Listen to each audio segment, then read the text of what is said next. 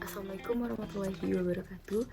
Perkenalkan, nama saya Timi Syarafus dari kelas Biologi Tanah B dengan nomor BP 2110233006.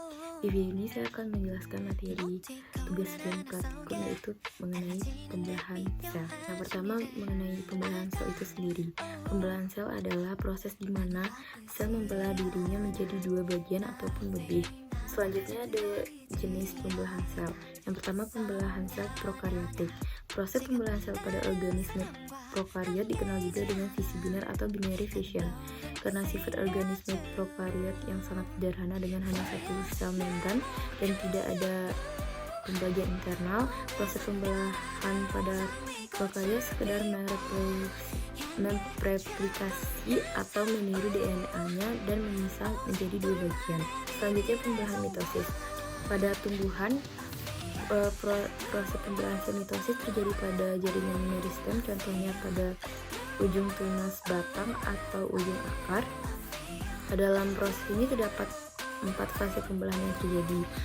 Akan tetapi sebelumnya telah terjadi fase interfase terlebih dahulu, yaitu fase ketika inti sel dan anak inti sel dapat terlihat dengan jelas. Keempat fase atau tahapan dalam pembelahan mitosis adalah: yang pertama ada profase. Profase itu sendiri yaitu proses perubahan yang terjadi pada sitoplasma dan nukleus saat benang-benang kromatin memendek serta menebal menjadi kromosom. Yang kedua ada metafase. Metafase yaitu fase di mana kromatid bergerak menuju bagian tengah inti sel untuk membentuk lempeng metafase.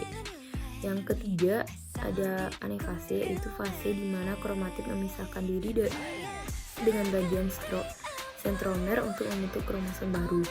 Yang terakhir, yang keempat, yaitu telofase, yaitu fase di mana kromosom berubah menjadi benang kromatin, sedangkan nukleus dan membran inti terbentuk kembali.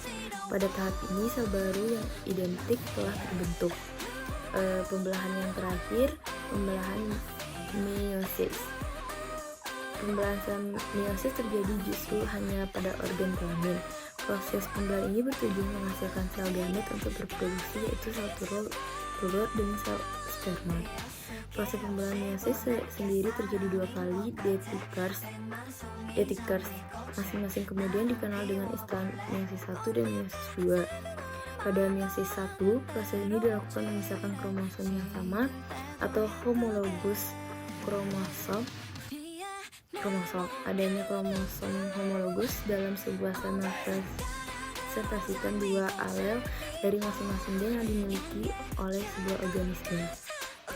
Kedua alel tersebut dikombinasi ulang dan dipisahkan sehingga sel anak yang dihasilkan hanya memiliki 1 alel untuk masing-masing gen, serta tidak ada pasangan homologus kromosom. Sedangkan pada meiosis kedua, proses ini memisahkan 2 salinan DNA dengan cara yang mirip seperti dalam pembelahan sel mitosis. Hasil akhir dari pembelahan meiosis adalah 4 sel dari 1 sel. Masing-masing yang memiliki separuh kromosom induknya, alias hanya 1 salinan dari genom induk. Sekian video dari saya ucapkan mohon maaf apabila terdapat kesalahan. Wabillahi taufiq wal hidayah. Wassalamualaikum warahmatullahi wabarakatuh.